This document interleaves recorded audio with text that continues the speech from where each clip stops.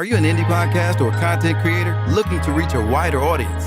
Look no further. Introducing Podcastic, the ultimate podcast network designed exclusively for indie creators like you. At Podcastic, we believe in the power of unique voices and fresh perspectives. We're here to amplify your passion and creativity, connecting you with the growing community of engaged listeners who crave original content. Podcastic is more than just a platform. It's a support system built for indie podcasters, offering a range of resources to help you succeed. From tailored promotional campaigns to professional production assistance, we're here to help you shine. Our intuitive platform makes it easy for you to be seen and heard. We do all the heavy lifting for you. You just show up and create. Plus, with our advanced analytics, you'll gain valuable insights into your audience's preferences, allowing you to refine your content and grow your fan base. Ignite your passion, expand your reach, and thrive with podcasting. Visit our website at www.podcasticlife.com to get started. Podcastic, the home for indie podcast and content creators. I pray that my love for you is bigger than what my parents have. So you must be my daughter's new friend? Candy, let me ask you a question. Oh, so this him? This the man that comforts you more than me? Mama, all men ain't like daddy. That's not fair! The content you're about to hear is a part of a paid programming segment.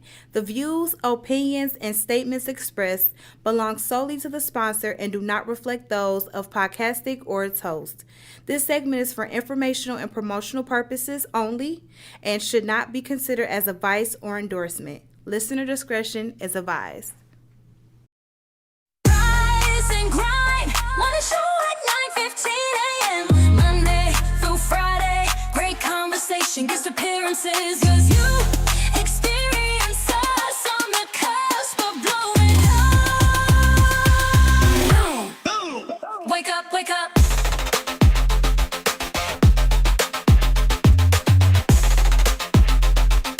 Rise and grind morning show.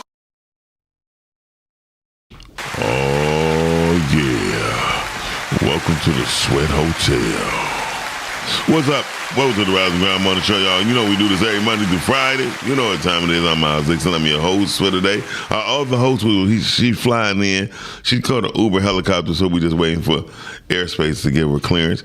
But right now, we just chilling. I went to the gas station today. My gas station chronicle's kind of different because I didn't even go get gas today. I just went to go try to get me a cup of coffee. Then I thought to myself, I said, listen, Miles, you're 53. You talking about your health kick and all that. Why are you gonna go to a gas station and get your coffee and you're gonna pour shit? Yep, and you're gonna pour another broke one. Chanie down 0-2. You know, and she thinks she's what she thinks she's gonna fix it. She's not, ladies and gentlemen. We already know this. So anyway, she's just not gonna do it. So I've been thinking, like, if I got coffee at the office, why don't I just fix coffee at the office instead of wasting money? Some people are like, well, that's not a waste of money if you're gonna get what you want to get, and that's not true. Really, I'll be wasting money. So I can't make my own coffee, but on the way, I said, you know what? Let me go ahead and grab me some fruit. I got me some fruit. I got me a plum, and I got me some watermelon. And I got the watermelon because I'm like, I need to start eating more healthier anyway. Because if I don't, you know the outcome. I'm tired of aching and paining, so I'm no longer gonna be aching and paining. Hopefully everything go right. I'm gonna stick to what I'm doing and keep doing what I'm doing. I ain't gonna say I'm going vegan. I ain't gonna say I'm on the diet. I'm just gonna eat the lifestyle I need to eat in order for me to live. Okay, is that good enough? All right. So, gas station chronicles cut out, and they might be cut out unless I'm just getting gas. Because speaking of gas, hopefully the helicopter can land with Lake. No pun intended. So the truth is, I really be going to the gas station like to get that machine that's not going to work, sweetie. Jesus, we got 3 legs and we got 2. It just ain't gonna work. Wake up. Anyway, those machines got that hot chocolate in them gas stations, and that hot chocolate be good. You hear me? So it's going flappity flappity. Okay, my plane landed. Yeah, thank you. You heard me? Yeah, okay. I'm glad. I'm like, let me go save him. Hurry up, pilot. Let me get off this Uber plane. Yeah, Uber helicopter. Uber helicopter. It's called Uber Heli Uber. Hella Uber. We just made up something. Yep. Now we just got to get the money for it. No, I want you to get your breath. Hold on, get your breath. Okay. You nasty. Anyway, y'all. So why are you getting coffee at the gas station? I think we talked about this a few weeks ago, and I said grow up. Well, I grew up and I grew out because the whole thing was, I appreciate the fact that y'all Lake Butler here. Hey, did y'all miss me? Hell no. Oh shit, they like this. The numbers started going up. Yeah. Oh, I love you. I love her. I love you too. She want to talk about That's hers, your new pronoun? Okay. Ooh, that was so disrespectful. Was it? I said I love her, and you said I love you too. Like, hey. Why they be doing these hoax videos about Simon dead? Why are you on Facebook when you should be here with me right now? I am logging in with you right now. Matter of fact, some people just fell off because they said late just came on. I'm leaving. Okay, well. Overall, shout out to Monique. It tracks. Who is that? That's mine. Breon Nicole said, no lake, go home. No, just shout out to Breon Nicole. Thanks for checking in. Listen, but I know what you said. It's not. Listen, I can do what I want to. Like, I'm 53. Absolutely. You can absolutely do what you want to do. What was your point in saying that? Because you don't tell me mama going to the gas station for coffee. I just never got people who got coffee from the gas station. I just like, do you know if they clean the machine? I just see mice poop in gas station coffee machines. What's that town you live in? I live at 6 and 75. Y'all know that? Damn. Oh, yeah. You gonna see. You gonna Y'all see, know that. What side of town? East side light. Me and Lake live closer now. Yeah. So. All you gonna see is mice poop over there. No, anyway. that's what side of town do you live on? I live on Finkel. I live on Dexter. So you think that the coffee got better over there? I doubt it. The gas stations didn't even get better over there. You go take a picture of your coffee machine, and I take a picture of my coffee machine. I bet you it's cleaner than yours. Okay. Y'all not even on. I'm not even looking inside. You know what, Chanie, I heard that. I have a Keurig. What? So I make my coffee per cup at the crib. Oh, hold on. You had a Keurig. Oh, damn, that's bold. Is you okay? Anyway, I got a Keurig. Okay, yeah, I get it. Well, I do. I'm experiencing some. I was about to say something after she was like, "Oh, I get it. I get it." The bad part is you eating grapes. It ain't gonna be no better. I thought about that when I went. And it's black grapes. Is that gonna make the shit worse? Yeah. Get it? The shit worse. Okay. Just so people know, full disclosure. We like to talk about health and we like to be honest with people. So I have a severe chronic gastritis situation, which is sometimes exacerbated by stress, and that's the number one thing. And the last couple of weeks have been extremely stressful. Wow. I'm sorry to hear that. And it's part of life. Right. You know, yeah. When you know your health issues, then you need to make sure that you're making conscious decisions to keep those things under control. Right. Luckily, it's crazy because it hasn't affected my blood pressure because of the exercising and the eating habits change. Mm-hmm. But when you are stressed, people, it produces more acid in the stomach lining. So if you have any ulcers, IBS, or gastritis issues, look into that and know how to get back and meditate and get yourself back in line on what needs to be done, because the stress is not going to stop. You know what I mean? It's really not. It's what you're doing, how you cope with it. It's what you're doing, how you cope with it. I like to say shout out to you, for pointing out that stress won't stop. However, stress really can stop. Okay. You just have With to. a bullet? Okay, I was gonna say I'm related. No. You're just gonna get new levels brings on new stress. Well, so you may not have had the same stress, but Well, that's why I've been learning. Like, the more you build up your body, right? It's the same thing. As you increase your exercise regimen, you might ache for a minute, but it's for all the good.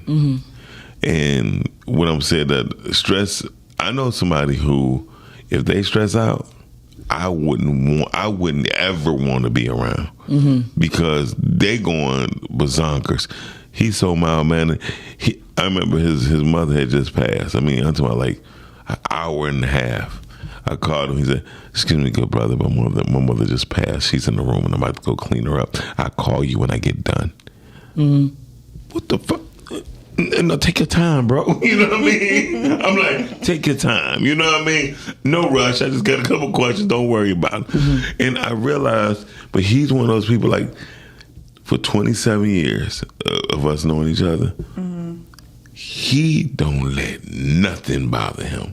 And even I said, "Bro, you stressed out?" He said, "No, I'm not stressed out. I did my meditation. I prayed, and I come to grips with what I'm dealing with." And I pray to be one of those people. I'm emotional Pisces, though. You know what I mean? Like, I'm sure he's not a Pisces. He's probably an Aquarius. He's a Scorpio. All right. Well, then he's lying. Like he's just unfazed. That'll do it. Hey, Britt.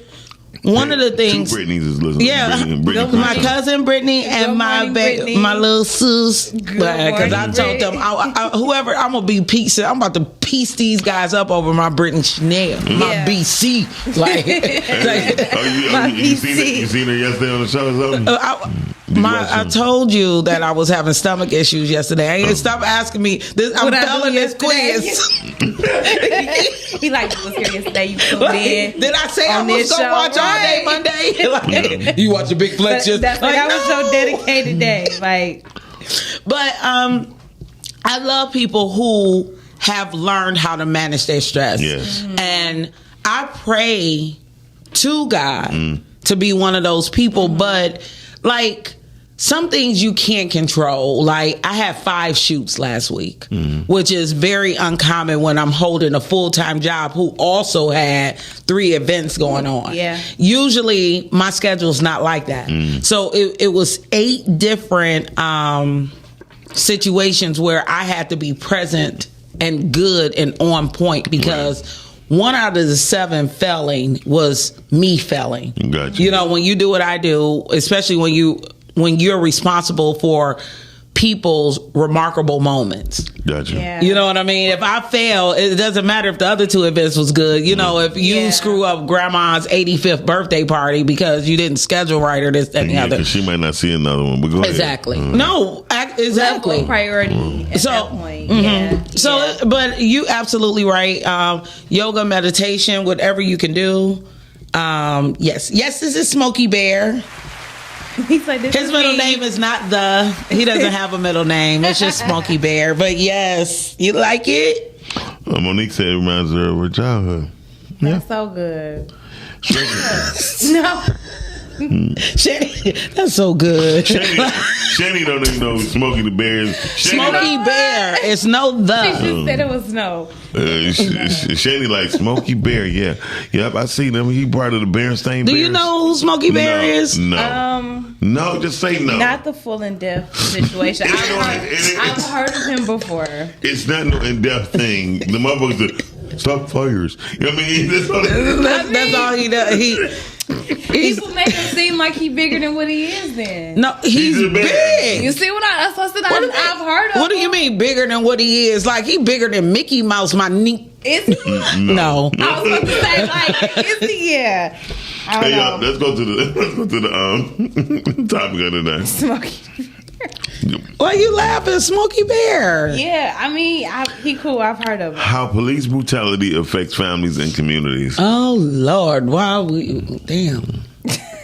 We need a Smokey the police officer. We need to smoke key the police officers. Put on fires. You know what? So how police? I'm gonna rewind a little bit. Sure. When we talk about. No, I'm gonna rewind even farther than that since we have 2 hours. It would be further. I said, Father. Father. You just let me be and let you listen and don't judge. The fuck. This is not English class. I didn't come here for that. You just can't be running. I didn't come here for that. Not today. Not today. That's why I eat boiled peanuts. I told you I'm a little Southern. Let me be. Okay, so I want to take it back to the first situation that I heard of police brutality, and I think the very first time was Malice Green. Was Malice Green before yes. Rodney King? Yes. Okay, so I'm a little girl, so I don't have a deep connection to what's going on, but this man was beaten and killed by the police officers, and by me being an early 80s baby, I didn't experience the riots and everything that was going on with civil rights. So this was like scary as a kid, knowing that police kill people. Yeah. And there was no images or anything. So for you, Miles, because you got me by a few years, so that story may be more vivid for you. Yes. They had actual showed the blood that was on the pavement and on the wall. Okay. That's what left me like, whoa. They showed that on the news? Mm-hmm. Okay. You could probably Google it and see it. But I didn't know he was beat by 2 white police officers. He was. Right. 2 white police officers. And back in the day, going into the 80s, we had a thing called the Big Four. Right. The Big Four. I remember that. But as Coleman stopped cleaning up the streets with racist ass white police officers, that's when you start making it. If you didn't live in Detroit, you can't be a Detroit police officer or a fireman. You know what I mean? Any city official had to live in the city at the time. And just so, Chanie, so you know, the Big Four was literally 4 cops that rode around in the car. They had the fear of God for people in the neighborhood. I do remember that. I was pretty young, so I wasn't getting in trouble. But I remember when people would be like, the Big Four coming through. Big Four. Right.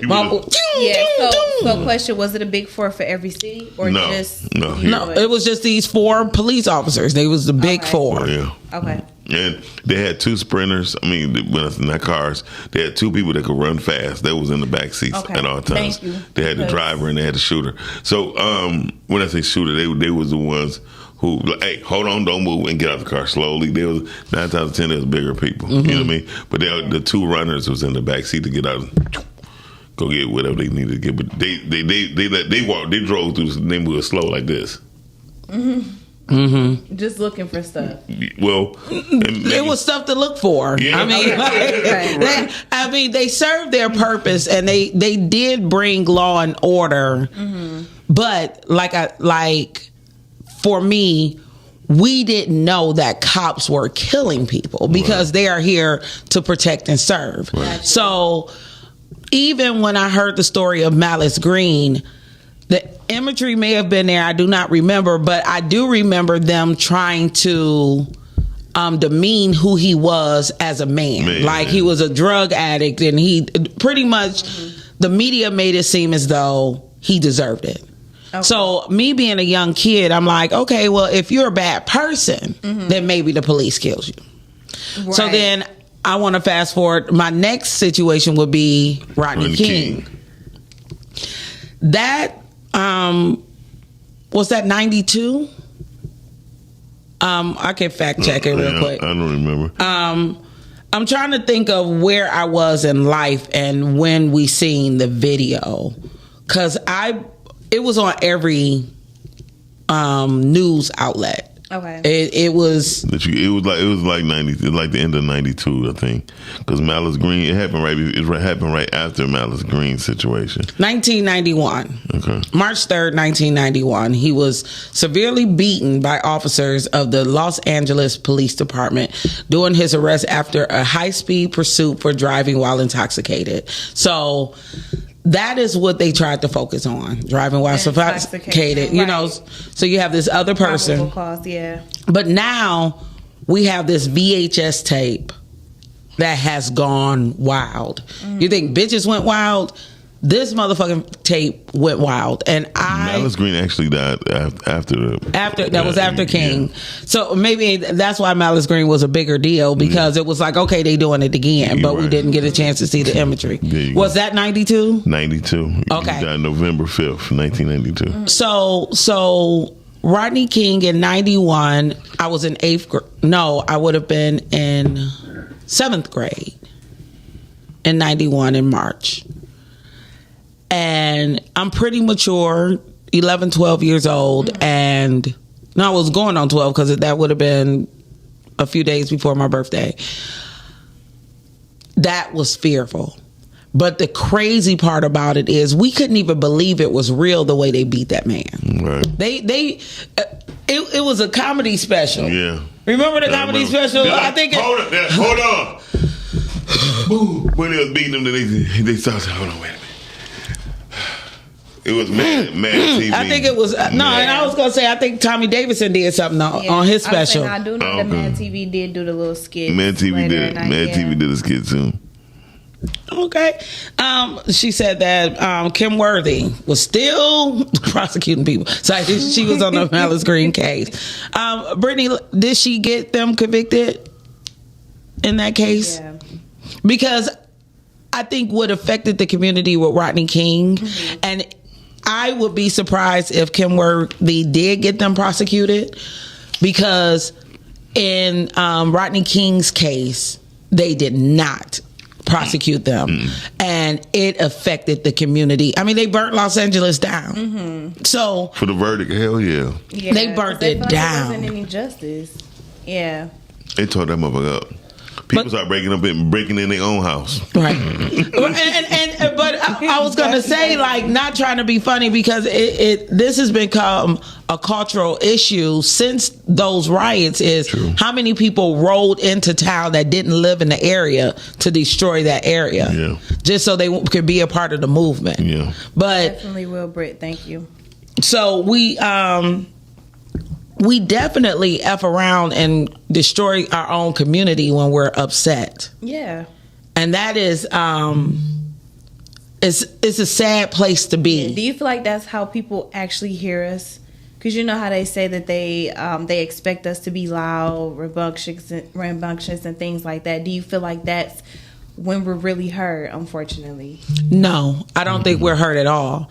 Okay. I think, me personally, and my opinions is not the opinions of the station, but I honestly believe we look like clowns, and it gives people outside of the community the opportunity to act like clowns, because we're going to go down this timeline, but it got worse where people just wanted to be a part of destroying something. So you're in the inner city, just like Detroit. Detroit is still burnt down from 1967. You know what I mean? Yeah. Like, and all the white people did that was still here, that was their out. Yeah. And as time progressed, when Coleman Young was fighting for those service people to be able to, you got to live in the city, to work in the city, to get paid by the city, you got to pay city taxes, then who came behind him? Was it Archer? And threw all that shit away. If it wasn't Archer, somebody can interrupt me, but immediately we have a caller. What up, caller? Hi, yes, I was calling about the topic of the day about police brutality. Yes. Yes, I was calling because, I was a kid during that time when Malice Green was beaten, and, the man, he was on drugs, and all, and, basically, when I got pulled over, and I want to say like 93, the cops took me to the east side. Wow. Pulled my pants down, and they sucked my dick. Well, if they sucked your penis, what shift was it? Was it on first, second, or third shift? Oh, I know. I enjoyed it. Oh, well, by you enjoying it, Did they hang up? Yeah, that's okay. I mean, and that works. I don't. What do you say? Shut up. I said sure. No, these people just don't be having anything to No, do. but it's okay. I mean, the reality of it is, there's a lot of abuse that go on, and sometimes people need to express themselves because something else is going on, and they just have to say something or be a part of something, which is fine. You know. What I learned is, at first, if the caller was telling the truth, there has been instances where men and women has been pulled over and took to the other side of town. There were raped, and if you were one of those people to be raped, my heart goes out to you. But if you absolutely, but if you're one of those people who's playing, thinking it's a joke and it's funny, it's not, because there's some people who has been affected by things like that. I get it. If you want to joke, we don't mind having our giggles and shits and giggles and stuff like that. But if you're a person who's been molested like that by city officials who we serve, who's supposed to serve us, we would like to know. But if you're playing, it's not funny. But I would get the humor in it if we would lighten up the mood, and not be. And this is not a day. Today is not today.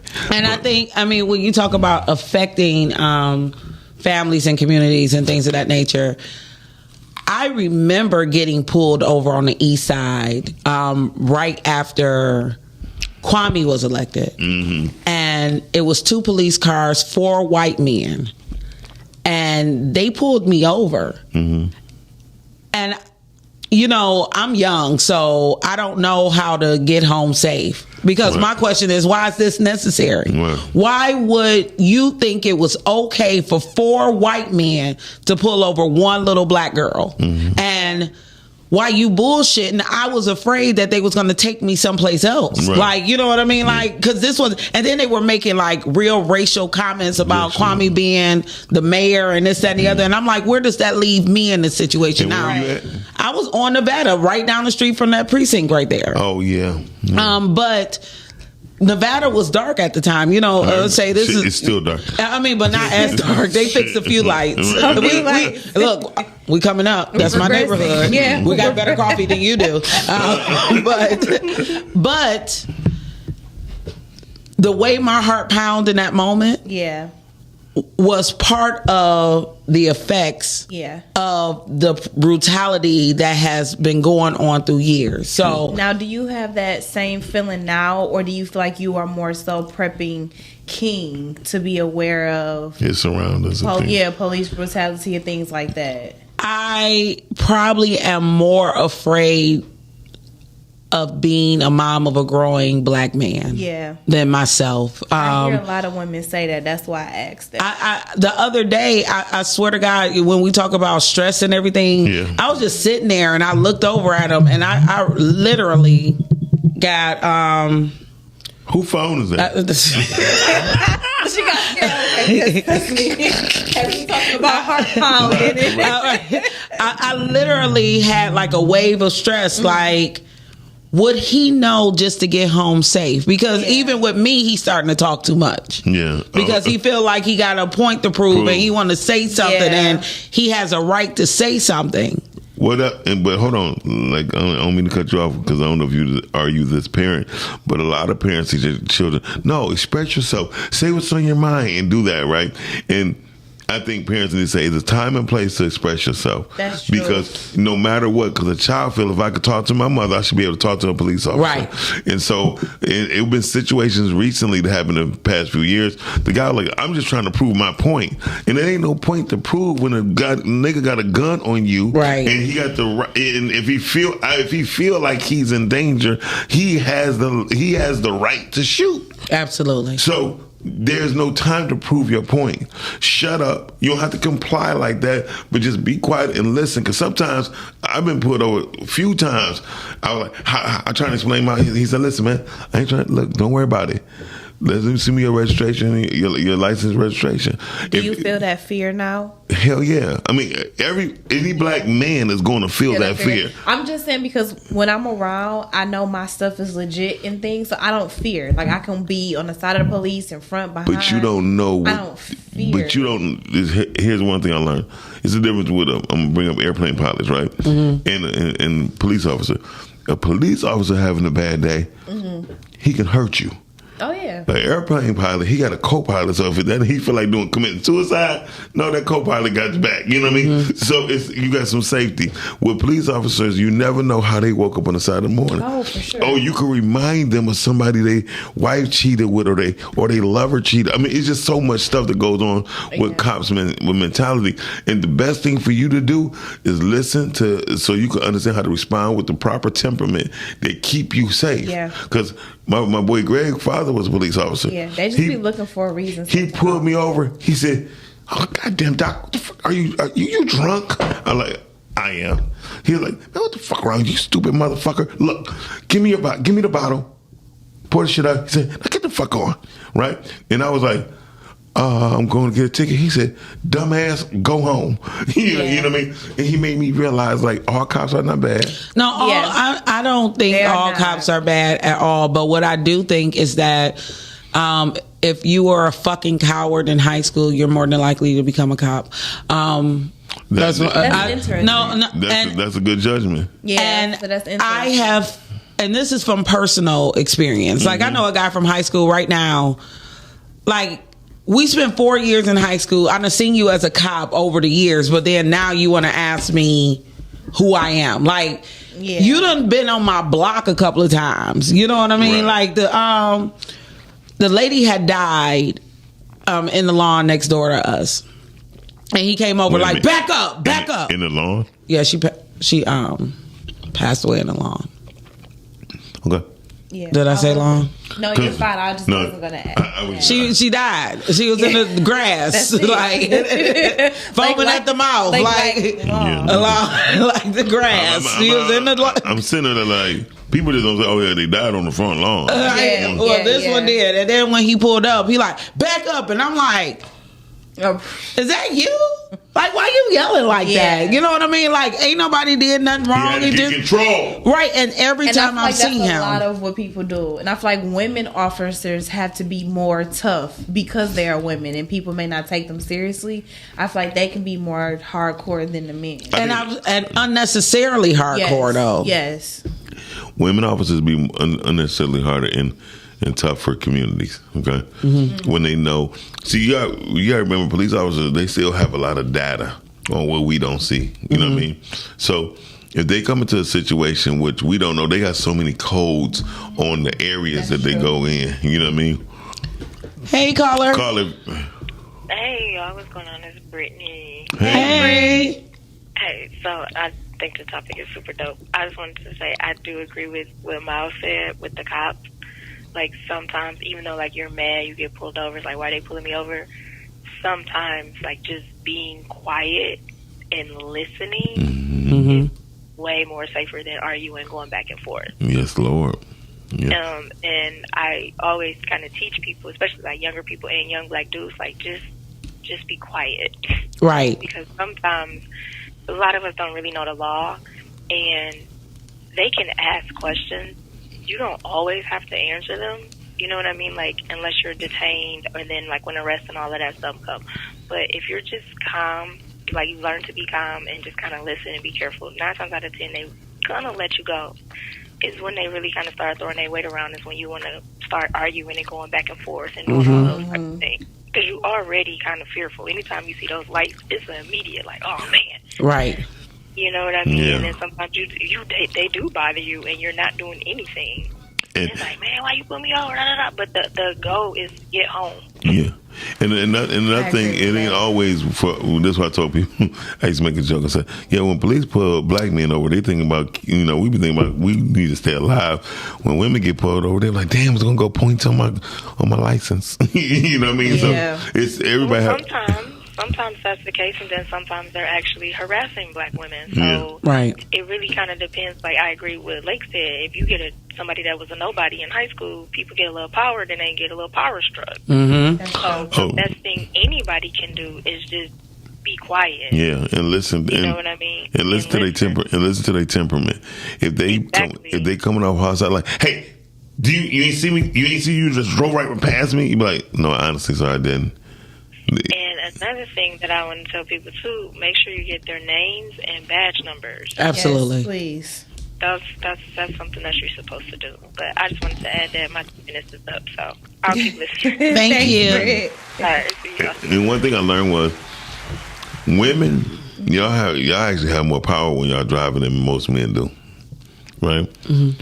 I was driving with a friend. I'll never forget Makiba. You're driving. We was going down Second, about to go on Lodge off of Grand River. Police put us over. He rolled down. He said, roll down the window. She said, oh, it's rolled down. It was maybe like an inch. He was like, get out the car. She said, no. Get out the car. He reached for her handle. And then the other police officer came over mine, and she locked the door. So she said, open the door. She said, you get out of the car, your ass on your own. I said, what? We got with this police. She said, I don't give a damn. Do I smell weed? She said, yes, you do. I smoke marijuana. Mm-hmm. And she was like, she said, do you mind? What did you stop me for? Cause your headlight, your tail light, something like was doing her lights. She was like, okay, so you can write me a ticket. I'm fine. License and registration. Okay, she showed it to her. Get out the car. She's like, I'm not getting out the car. You can write me a ticket for what you stopped me for. Mm-hmm. How we know you don't got drugs? You don't have. I don't have drugs in the car. I smoke marijuana. I have issues. I have pain. This is before the whole thing happened. And then, the lady trying to unlock my door, pulling my handle. I said, she got me locked in here. I don't know where the button is. Mm-hmm. You know what I mean? I don't. But that's a hell of a risk to take. Yeah, I don't think I have it in me to be that person. You never know how far it's going to go. They be like, do you know why I pulled you over? I'd be like, I was speeding, sir. Yeah. And that's it. 9 times out of 10, I was speeding. You know, now if I'm drunk, that's a different thing. I got pulled over for drunk driving once, but somebody spilled a drink on me. Mm-hmm. I wasn't even drunk. So when I rolled down the window, it was like a woof of alcohol. Wow. So he had told me to take a test, count to 10 and skip 7. So I was like, 1, 2, 3, 4, 5, 6, 7. Wait a minute. Yeah, you got me there. You got me. Gotcha. You said skip 7, you know. But this was a kind officer. This was over in Livonia, surprisingly. Damn. Right. Lucky. Very lucky. A sundown city. I was by myself, and I kept it light, and he let me go. He ended up letting me go without a ticket that one time, you know, but that was the only situation where I was able to turn it around where he even had to chuckle, because you don't know what you're going into. Right. And I think as all these stories have gone on, I have become more fearful as a black woman than talking about the points on my license. I've already lost my license because of points. You know, that ain't scary. Losing my life is that's the easy part. Now, what I can say is being a female in the car, I can't say that we can de-escalate the situation. Like if you're with a male, if you can talk your way out of it, I do think it's more helpful. Because I've been in a situation where I've been in the passenger seat and we got pulled over, and I had to be the one to kind of talk out of the situation. So I was just calm. The focus was on me at that point, not necessarily on him. And then we were able to just, get out of the situation. But I felt like had I not have been there, it may not have went the same way. Mm-hmm. Of course, I'll be honest with you. Women can de-escalate a lot of things in police, but they also can enhance the things. Right. It's a video we're about to show, right? Yes. I think that's what escalated a lot of that, too. In the video, you want to go to the video yet? We're gonna go to the video. Or should we read the comments? Read the comments, and we'll go to the video. Okay, so let me take my glasses off because somebody's a little wordy, Rhea. Brittany says she learned about Melis Green in school. Call our number. Shan Mosey watched A Different World. Rodney King's story was on a part of the show. I'm gonna watch that. Shan was supposed to be watching A Different World 2 years ago. Go ahead. She said Ken Worthy was the assistant prosecutor on the case. Yes, it was second-degree murder. Rhea said the 7 officers present at the scene were suspended soon after Green's death, and the city of Detroit paid a civil settlement to Green's family. Yes. Butzel and Nevels were convicted of second-degree murder in 1993, while charges against another officer were dropped and the fourth was found not guilty. Yeah. However, both convictions were overturned following retrials. Is it Butson? Butson, yeah. Butson was convicted of involuntary manslaughter in 1998, and Nevers was convicted of involuntary manslaughter in 2000. I had to post that history on Mellis Green. Y'all know I love Google. Brittany said the Good Old Boys Club, which is so true. The history of police was to capture free slaves and throw them back into slavery and or kill them. Yes. When it comes to law officers, be quiet and carefully listen. I don't even see that. Tony says, good morning. Good morning, Tony. What Tony? Tony who? Tony Black Tone. Good morning, Tony. Oh, what up, though, That's Tom? Good morning, Toxic Tone. Tony. Brittany said you do not have to get out the car unless there's a probable cause. Yes. That's why you have to listen. They can't come to your house unless you let them. They have to have a warrant. Yes. They'll ask, may they come in, and most people let them in. Pay attention to the questions. Some females do make it worse. Yes. And then Calvin reiterates that by saying the majority of the time, LOL, females make it worse. It depends. I feel like if you don't ever volunteer information. Well, definitely never volunteer information because it says when they read you your rights, you have the right to remain silent. Right. It says that. So don't ask me a question and be like, you ain't talking? Wait a minute. Okay. It says because anything you say can and will be used against you in the court of law. Yeah. Bottom line, it says. I mean, it says it like so. They still be trying to get you to very much answer questions. But I would like to. I do want to say something in regards to what Rhea said about the Malice Green case. Most people don't understand the importance of history. Me and Chanie talk all the time. The importance of history is in knowing that the Malice Green. They actually retract that because he was a drug addict. But some people are saying, well, maybe he got beat up, but if he wasn't on drugs, his body would have. You know what I mean? It's stupid shit. Yeah, I don't like that. You know what I mean? But that's how shit go. The prosecutor, well, listen, I tell you what, he was on drugs, right? So if you take a 218-pound man, his same age, but he was healthy and he wasn't on drugs, could he took them hits?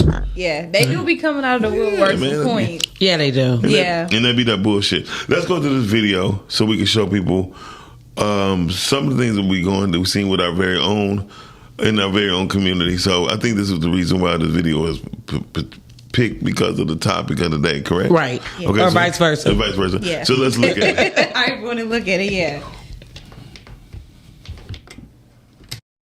This shit is crazy. I'm about to know, bro.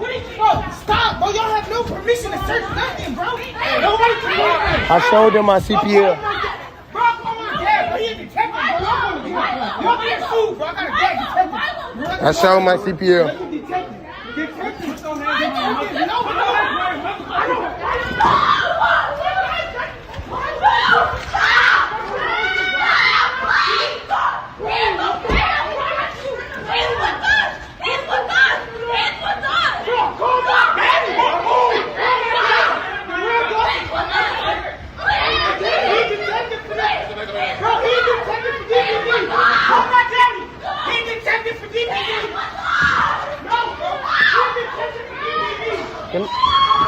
They is really tripping.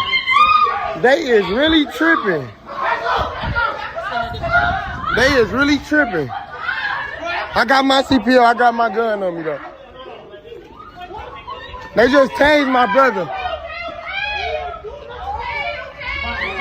Hey, start the car up. I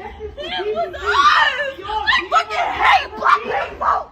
No, they only do this in the hood. They only do this in the hood. Oh my God, they're hitting him. Turn around. Punching me, bro. Stop! Stop! Please!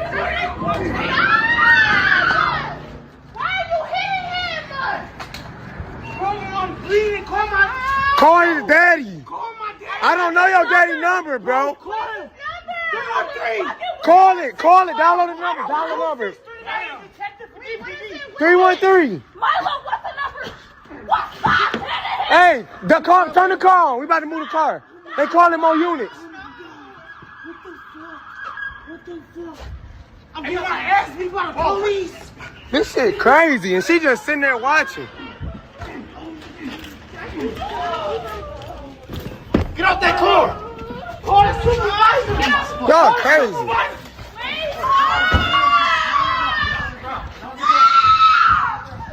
That's crazy.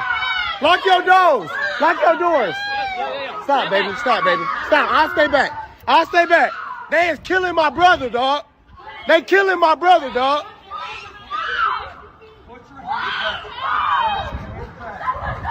Don't touch my brother. Let him go.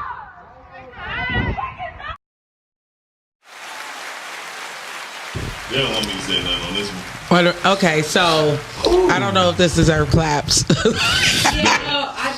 I just. Listen, do you want to go? I definitely want to start off. First of all, if people pay attention, the boy said, I got my CPLs, I got my gun on me.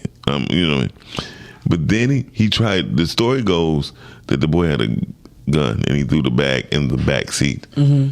What was the purpose of his brother opening the back door to get in the back seat? He was trying to hide the gun. Was it not already open? No. The back seat? No. The front seat was open. Okay. He went deliberately to the back. When he said, come on, y'all, let's move out the way. They got more cops coming. Let's move out the way. He said it like, let's move. They said, no, hey, I forgot the girl's name. Lock your doors. You know what I mean? As if, what the hell? Mm-hmm. He closed the front door. That was already open with the police officer was already there, the female. And then he goes in to open the back door. What was the purpose? That's why he said, once he closed it, he said, get out that door. Lock your doors. And when the police officer told him, close that door. Don't go in that car. He closed the door. He told the girl, hey, lock your doors. Because instantly, they know it's something in that truck. Mm-hmm. You feel me? And so people, because I wonder what was the original probable cause for this. They got a call. Okay. Well, what I heard, and this is hearsay, that when the cops was riding by, they seen the young man in the back seat with the female's purse. And it was an assumption that he was breaking into. Yeah, that's why she was screaming. She was screaming. That's my purse. He was in there for me. She says that on video. Okay, but they're saying that, I don't know if that was the statement after or whatever, but they seen him in a car with a purse. Yeah, and niggas are prone to go into people's cars and take purses out. Right. Unfortunately. I was told that the police, that the report went that they were called to that gas station because it was reported a fight was going on. Or something was about to occur. And so what I try to tell people is we don't know. We just seen this clip, right? We don't know if the gas station attendant or somebody in nearby pumping their gas seen somebody about to get in an altercation. He said, man, shut up before I pop your ass, right? And so that's all the person that's in there. That's all they needed. That's all they needed. To call in. Hi, caller. Hey, caller. I am 38 hot. Hey, y'all. Hey, Miss Rhea. Let me tell y'all, this is why the black community, this is why we get jacked up so quick. I hate seeing videos like this because it riles up the community. First off, what did they stop you for? Right. I got questions. Everybody's so quick to jump on the bandwagon of, oh, the police are horrible and this. No, the police are doing a job. This is their job. Right. So, yes, it's some crooked ones out there, but it's something that's good, and they just want to get home to their families, too. Right. End of the day, yeah. So, you running around screaming, get off of them, all of this. What did they stop you for? What? Call my daddy. Your daddy is a cop, you know better. You just embarrassed your daddy. That's what you did. You just pissed me all the way off. And this, I look at comments on this whole situation, and our community is so just dumb. No, that's dumb. We're stupid. Yeah. It's dumb. Yeah. Like, y'all just want to jump on and I ain't saying y'all, I'm just pissed. Right, This is a great topic. Right. Right. No. So. Oh, go ahead. Ms. Rhea, are you still there? Yes, I'm here. Do you have anything? I don't want to cut you off. I don't know. Y'all know my head is steaming. Okay. I thought you was cleaning up and watching us on YouTube, and you wasn't going to be commenting. I know, right? Like, in other news. So I stopped cleaning and everything. You stopped texting like you did have a paragraph here. You're like, let me call in. Look, just don't sit down where the cleaning is over. One of the things that saddens me about the whole video is I hope that's not my son. Right. Yes. Now, there's two sides of where the uproar in our community came from, but I'm going to take the first half is what we seen on video. Exactly. If I can't teach King anything, you're being arrested. Take the arrest. You know what I mean? Because this guy is fighting back. You talk about they choking me. Well, you're on your back. They didn't flip you on your back. You flipped over on your back. And now they starting to get more aggressive. Yeah. Because that's their training. That had to walk away. And first off, the scene, honestly, they scared too. Because the crowd has to be detained. Right. You have to push people back. They're in a more dangerous situation. You telling somebody you got your CPL, I know you got a gun on you. So now, in the police officer mind, that's why this man just said he got a gun on him. That's why she got in the back of him. So I don't know if Tony's responding to you. But Tony, in my opinion, no, I don't think that punching him made sense. But I don't think it should have gotten to the point where he was being punched. That's the only part I did say. I don't see why they didn't have to punch him. Absolutely. I do agree with that. But the way it escalated was because of him. I'm sorry. Yeah. And we got to see these things for what they are. And that's what I can't stand sometimes about our community. We just say, oh, well, they was wrong. Just like the guy that got killed. Y'all remember the guy that got killed with the police on a street? They did a traffic stop or something and they ran, but the city did a whole march that day and was like, the police injustice, and they ran up to the precinct on 7 Mile. I can't remember what year this was, but come to find out when they released the video cam, he had a weapon. He charged at the police.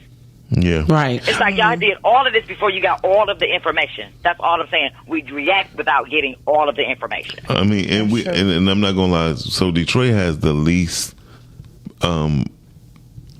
counts of police brutality for major cities in the whole country. I believe that. So Chanie, let me know when the line click because I'm just holding the phone. Okay, no, you're fine. I'm waiting on Dorian. We'll just say, all right then, Miss Rhea, talk to you later. But no, seriously, Detroit Police Department have the least, especially after Comey Young came into effect, right? Comey Young made things easier for black people, okay? Shout out, if you ever good Google Comey Young versus Bill Bonds TV interviews, you'd be like, damn. Yeah, they would go in on each other. That black man had balls, right? Yeah, he did. But then they go out to the bar and drink together, which was funny as hell. I think the last argument they had on TV, they actually seen him and Comey Young out having a beer. You know what I mean? It's like me and you. Yeah, just like every that's Tuesday. The part, let me say this and I'm going to get off. But that's the part that the younger generation doesn't see. Right. They don't understand that, yes, in person, like we have our differences, but guess what? We have to work together to get to the common good. And they don't see that part. They see people on TV or on screen just going back and forth with this beef, but not understanding they talking behind closed doors. Right. Yeah. That's the part people don't get. Okay, I'm about to back to cleaning. I'm watching. Okay. So one of the things that I honestly believe that we have a bad habit of doing, people, period. The fact that his father is a detective makes no sense in this situation right now. It's like Michael Jordan's son when he got pulled over. I'm Michael Jordan's son. So? In this situation right now, it does not matter. Yeah, exactly. Now, what would have mattered is being arrested and going to the precinct and your father showing up. Yeah. And that could have been your out right then. Exactly. That could, because they do favors for each other all the time. Oh, of course. Now, they're protected. Now, this is the second half of the story why the community is in the uproar. It was his father's response. His father's response to this was they were doing their job. I am law enforcement and I am not getting involved. And actually, I scrolled that was actually smart. I mean, but how he decided to play that. Well, first of all, because it's a time and place to do everything. Well, it's kind of fucking embarrassment, right? Yeah, that's why he chose not to get in it. Not because you know why he chose not to get in it. Because 9 times out of 10, his son had an illegal gun. That's probably one registered. Listen, and I don't want to say that because everybody knows somebody. So I'm not trying to bring commotion and shit. But I ain't gonna say he had a gun. Let me use this proper term. He wasn't in the right at this moment. Okay. So we have to be careful, especially when we dealing with local news. We have to be careful what we say because we still are human beings and we still walk the streets locally. So I would say, for the safety of everyone, I don't think he was in the right.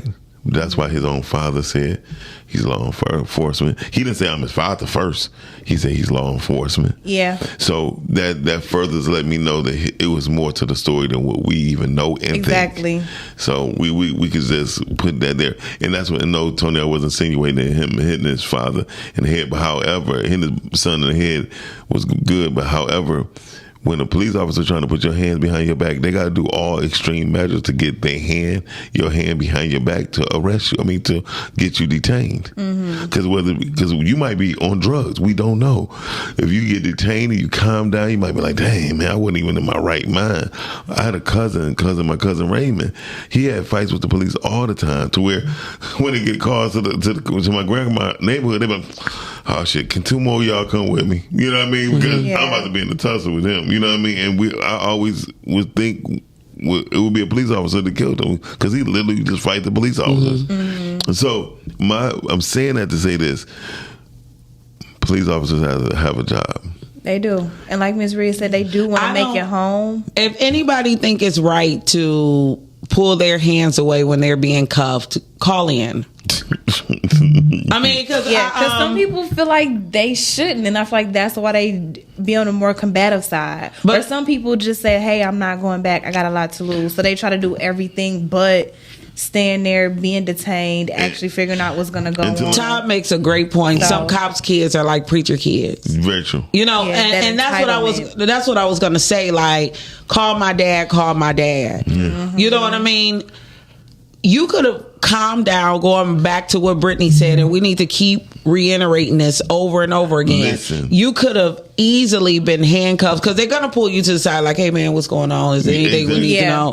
And like, look, do you got a gun in the car? Right? Yeah. I got a gun in the car. He may have asked that before, but they may have been already out the car. But they technically supposed to ask you. We didn't see the whole thing, and that's the whole thing. So what I do know, and I've been through this with not me personally with a pistol. Do you have a gun? Yes, I do. Is it registered? No, it's not. Who it belong to? My mother. Do your mother know you have your pistol? She always keep her gun in her car. I'm driving her car. Right. Listen, this is what we need to do. I seen this on 6 Mile Southfield. What's the name of that little community over there? Rosedale Park. He was like, what we gonna do is we gonna go see, is your mother at home? He said, yes. If this is your mother's gun, we're gonna give her back her gun. We're gonna give you a ticket. Okay. Now, if your mother not home, you going to jail. Right. Period. And a lot of times people don't realize it's about the money. Yeah. Like they want the money. We want to give you a ticket so the city can prosper off of your dumb ass. Exactly. Pay your taxes. So I want to go back and rewind when we talk about police brutality and police. I'm having a day. We listen and we do not judge. Like everybody, apparently. Police. I don't. The police. The police. We got a car. So funny. What you got to say about the police? Hello. Good morning, Dorian. Good morning, Dorian. You've been summoned. Yes. I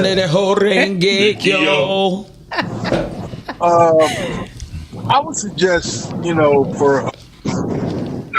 black men. Are you in an Uber helicopter? Say what? Are you in an Uber helicopter? Am I in an Uber helicopter? We hear all the air. We had the air coming through your window, brother. That's all.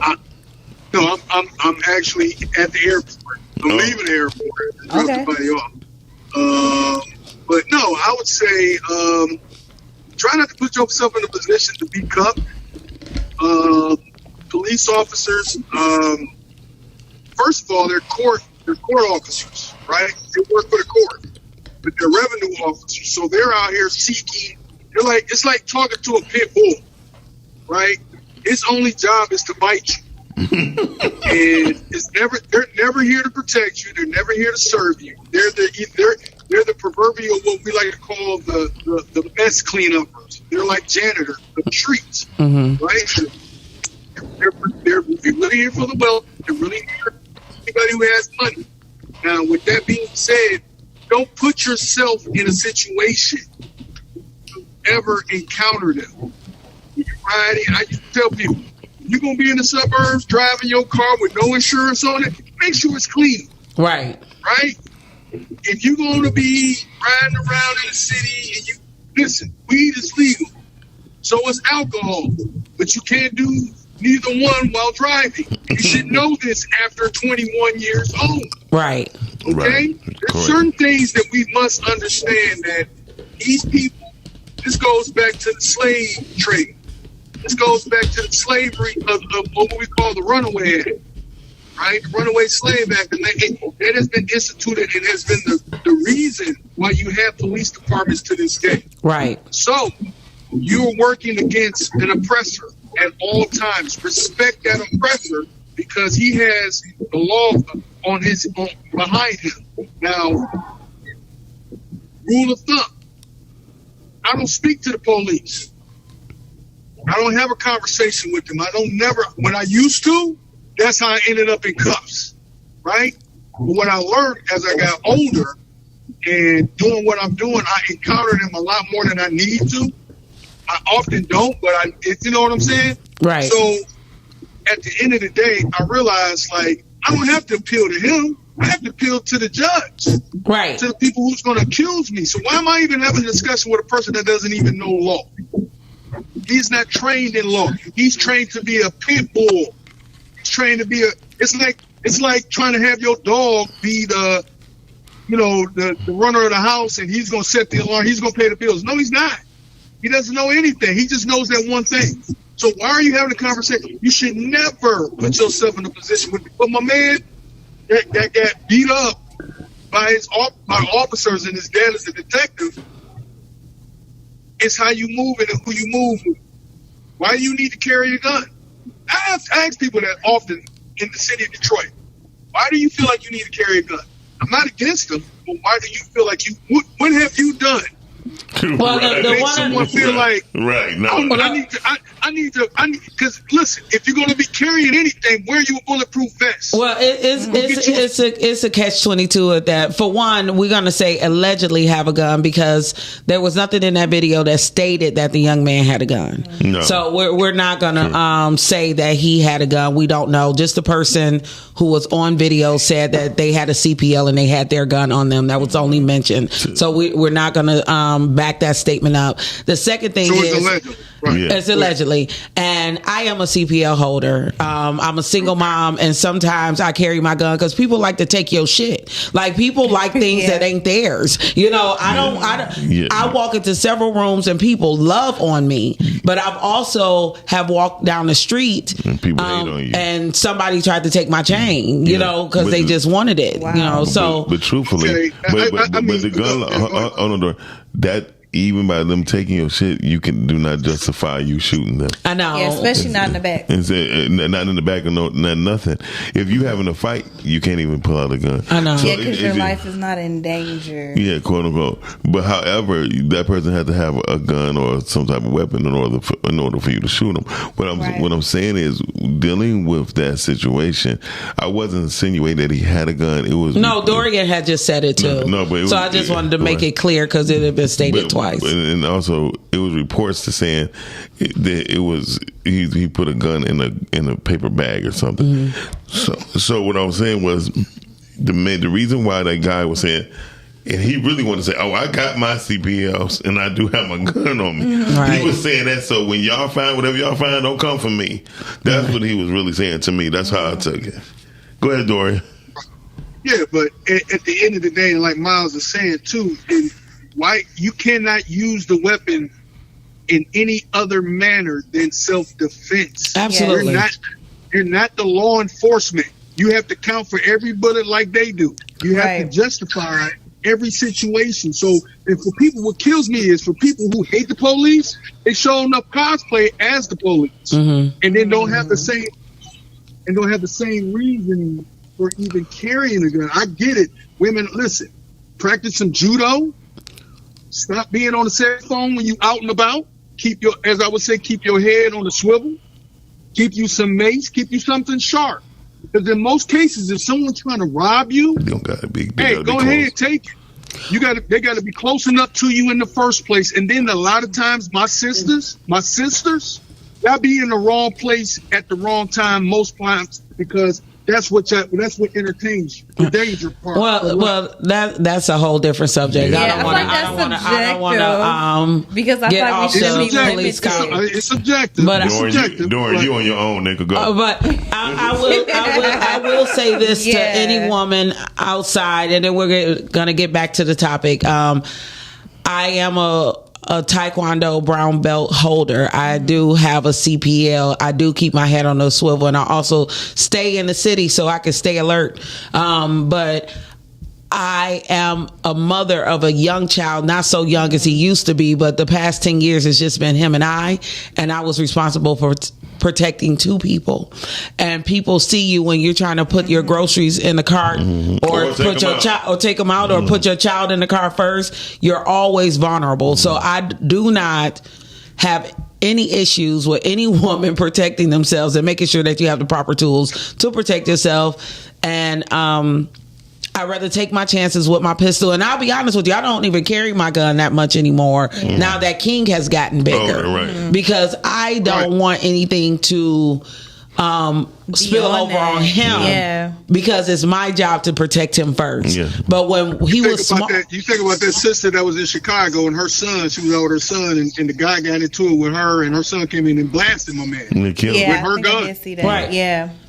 And I'm not gonna lie, I had promised my son when he turned 13, he will start to learn responsible gun training because everybody needs to be trained. Yes. And it's not just out of fear, just like we're sitting up here and we're talking about the rules of the responsibility of carrying a weapon. People need to know that. But I want to get back to the subject when we talk about the effects of it in the community. Going back to rewinding again. Thank you for calling. Thank you, Dorian. Have a great day. Peace. When we go back to talk about, I'm putting a church finger. Yes. If for people want to really get deep into depth on what's going on, you can always go to mappingpoliceviolence.us. Mappingpoliceviolence.us.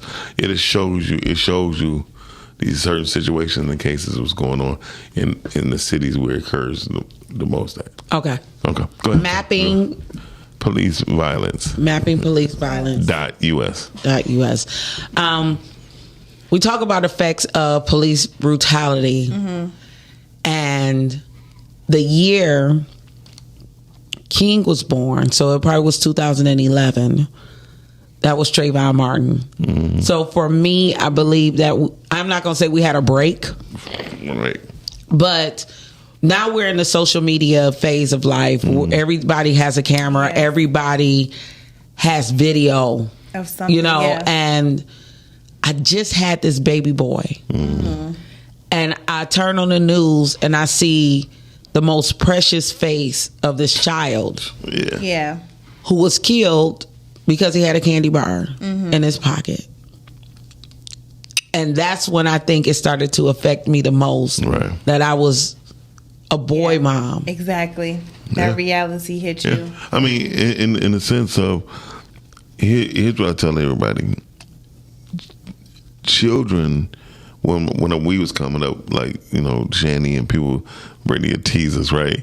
But when we was coming up, protection of a child was everything. Yeah.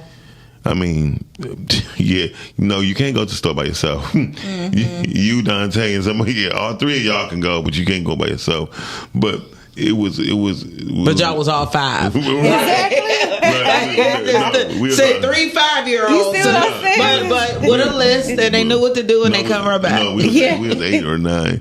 But what I'm saying is, my mother trusted me in the Philadelphia streets before she trusted me in Detroit streets. Absolutely. And the only reason was because she knew the streets there, real tough. And she knew I was not slow in the sense of, I knew odd numbers, but took you downtown. Even numbers brought you back home. You feel me? Because it was numbers. 9th Street, 8th Street, 7th Street, 6th Street. So my auntie stayed between 7th and 6th Street. So if I took the 8th Street bus, walk 1 block. You sound right you know here. what I mean? Yeah. So it was easier for me to get around. However, in Detroit City, we still had some form of love for thy neighbor. Mm-hmm. I mean, the people at the store was like, hey, what Miss Jones want? You know what I mean? Mm-hmm. And I'd be able to tell them, and I only got $4. Don't worry about it. Tell Miss Jones to bring back the other 2. You know what I mean? We had that form of camaraderie. However, we had to still remember there was the foreigners who was just moving into the neighborhood. Right. So they were nicer. You feel me? They wasn't so familiar. You feel me? To begin with. And then we brought on our own hate, and that's a whole different subject. Yeah. So when they seen how we treated ourselves, they thought they could treat it, hey, what's up, my nigga? No, you can't say that. You feel me? I'm just saying, bro. So I thought we was all cool. We are, but this is you know what I mean? So the owner of the Pier to Market, Paul, it was really a market in the beginning. Then it became a party store. Right. Then it became a liquor store. You know what I mean? So it went through the transitions. And if we could just think about those transitions, almost every store in our neighborhoods were markets. They had something there that resembled a market: fruit, vegetables, food. Did the police beat that? Because did that? It's like No. We was talking about the community, and see the effects. The way the community is affected on how police treats us. Absolutely. And so if I can agree. I said before, police got so many codes when they roll in the neighborhood. They're like, look, that's a 182. Be careful. You know what I mean? They got codes for people who have mental issues in that area. You know what I mean? And some of those areas are known people who do stuff. Mm-hmm. You know what I mean? It was one guy. His name was I'm about to say Jacquees. His name was like Jack something. But he was known for spitting on police officers and stuff like that. I feel like a lot of the narrative is already made for the kid. Like when they see their parents go through things with the police, that already frames and shapes their mind on how the police is before they actually get their own assumption or notion of what an actual police officer is. And not all are bad. They only see the bad part, so that's what they're automatically going to associate police with. So I feel like that's a big thing that does affect the families and the communities. Like when the parents go through their situations with the police, they don't understand that the kids are seeing it, whether they're younger, they're older. The traffic stops, them getting pulled out in handcuffs, detained. So it puts a fear in the child of those police officers, and every time they see them in the neighborhood, instead of going and embracing them, they're shying away from them. They grimming them. They already have this hatred towards them, and then it's like that just grows as they grow up. Right. Now, yeah, go ahead. But one thing for the Alpha or the IGN, which is King's generation, like I said, Trayvon Martin was 2011. Yeah. No particular order, but think about how rapidly he's seen police brutality. Yeah. Sandra Bland, Felipe Castro, George Floyd. We went on a 13-year rampage, or let's say from I can't say if we slowed down or not, but the amount of people that was killed by the police since King has been alive is about as many people as I've seen killed by the police since I've been alive. Yeah. With the exception of Malice Green and Rodney King. Right. It got out of, you got the young lady in her apartment. She got blew to smithereens because she called the police. No, because she called on Jesus.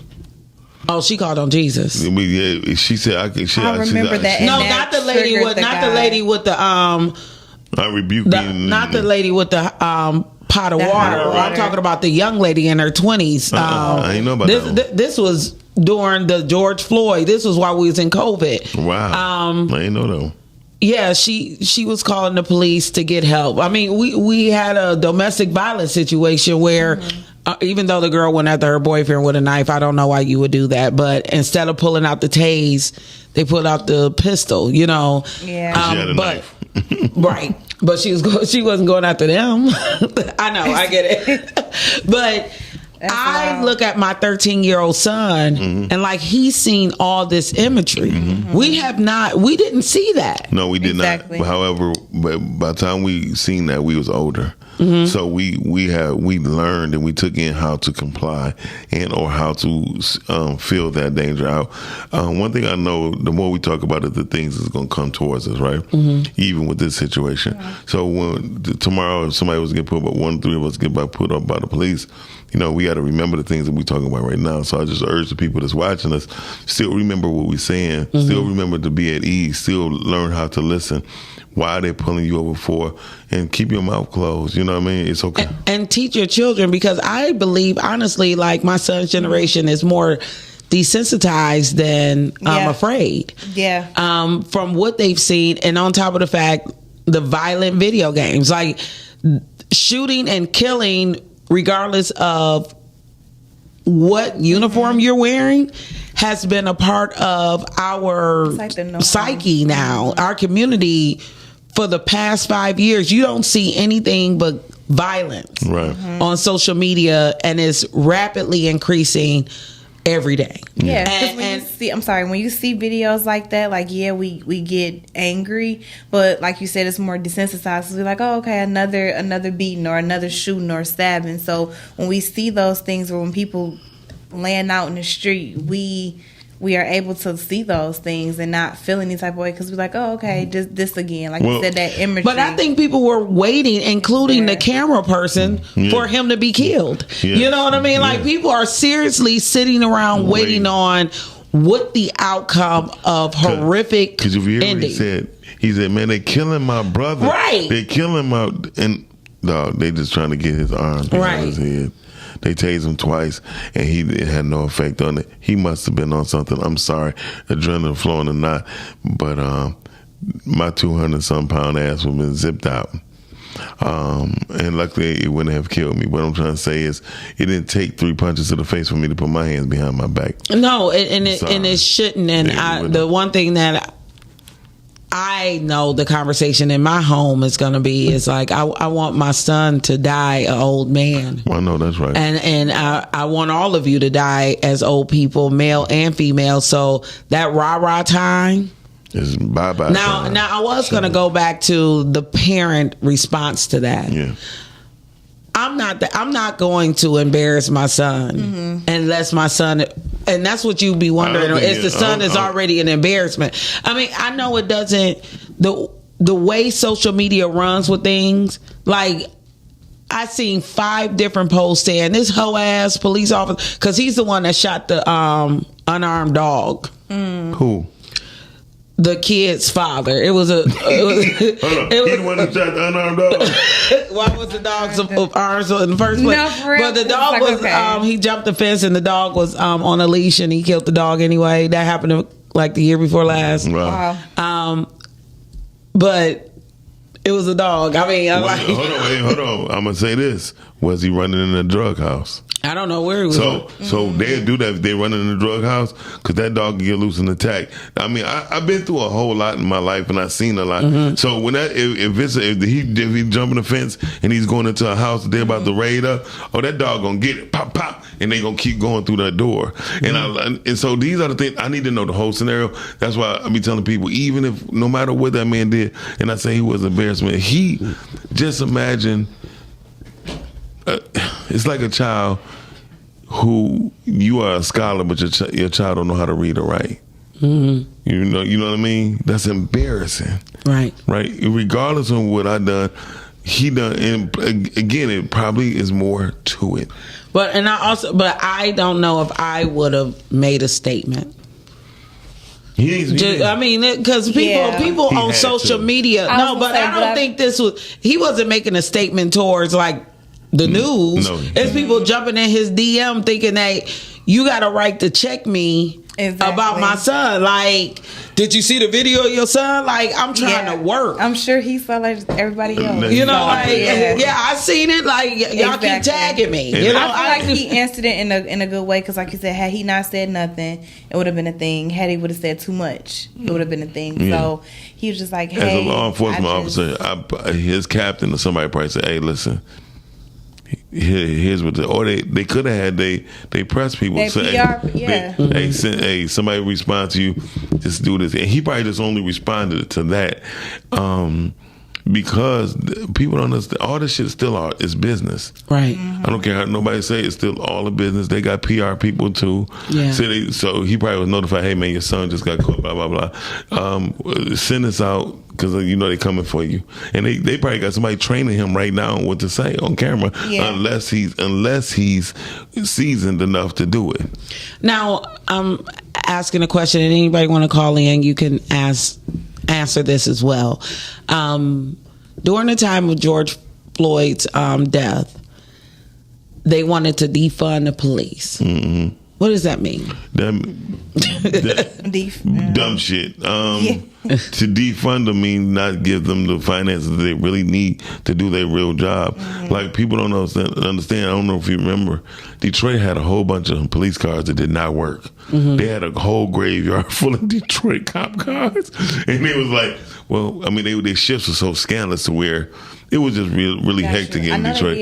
And then Ford Motor Company donated a lot of their cars to Detroit Police Department, and I believe Chevy or Chevrolet, who made the Camaros or whatever, Chevy. Okay, they donated to the state police because people have to remember.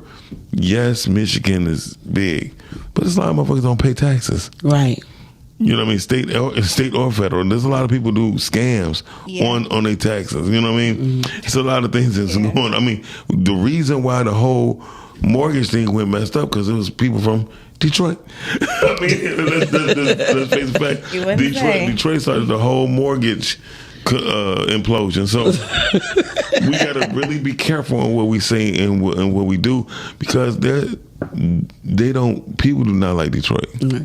They don't, because we was the first and we the most spoiled groups of people you ever met in your life. And I think that is one of the things that affects the community. Yeah. When you see this young man act in this manner, I do not suggest that anyone act in this manner. And if you think he was right, we have to. It was like we were talking about children when they are able to speak freely, right? So, about 11:15 last night, I look up and King is still up and walking around and making hot pockets and shit. And I'm like, I asked you to go to bed, and he like, but and I said, King, go to bed. I don't give a damn if you starve. You know what I'm saying? Because he had been on this video game, pop, shooting them up and everything. But you did everything you wanted to do. Mm-hmm. But now it's time to go to bed. And he went to say something the next time, and I said, look, don't open your mouth. There's a time and a place to speak. This is not your time or place. Mm-hmm. Say something again. You know, especially you know what your mama say. Say something again, and then you're like, you finish your sentence. But at that moment, he knew, like, let me let this go. But can I say something about King? Shout out to King. King, you all right with me? He all right with me too. Listen. But we do set our children up for the greatest contradictions in the whole world. We're like, why you don't talk more? Exactly. I know, right? Exactly. I know, right? Then they talk too much. Yeah. That's my life. It did, but at the same time, but that's what I was saying. Sometimes we have to teach our children. The number one word I think people should always teach their children is listen. Okay? Listen. Okay. Put a heart in my heart. That's such a good song. But no, I really be thinking that I can hit the note. shout out to Beyonce. But I don't even know if that song was even in the original. It didn't fit. No, that song was written for the new one, but it really didn't fit the movie at all. No, it did. No, it didn't. If you listen to not as far not as far as You Thought You Made Me. No, the voice you gave to me. That was something. No, seriously. Okay. But no, I'm talking about for the genre of music. How's that going for the community? It doesn't, but how's that going for you? But shout out to we have to teach our children how to listen first, because in listen, I don't care if it, I'm sorry, I'm fucking up this mic. That's what she said.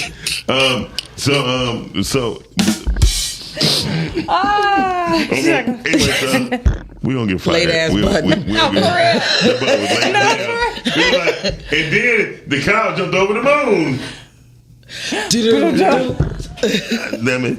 So, but no. To get to the other side. Listening to have the ability and skill to listen is very important. Yes. Everybody do not have that skill. Everybody, and people just think it's a natural thing is supposed to happen, but that's hearing. But listening is the skill set. I want to knock on wood because I think about it. This press wood. I know. Well, it'll work. Close enough. I feel like I'm past the age. I'm not gonna say past the age of getting pulled over, but you know, it was a point in time where my foot was just led.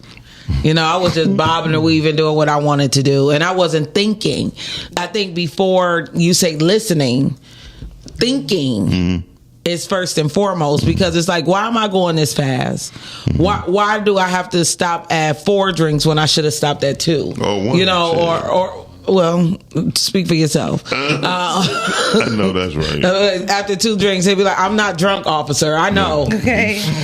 I don't care what you want me to blow. Look, can I what's your question? I've got a question for you. What's your minimum of drinks, if you speaking in shots, that you feel is your minimum? 6, 7.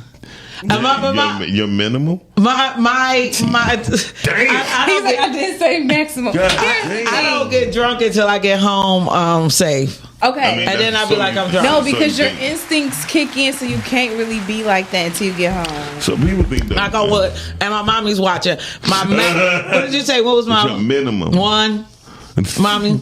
Okay. The minimum drinks the minimum shots I'm gonna take is 4. You know what I mean? In most cases. Oh, okay. That's the minimum shots. And how many? Max. How many I do on my birthday? 15. I don't even. No.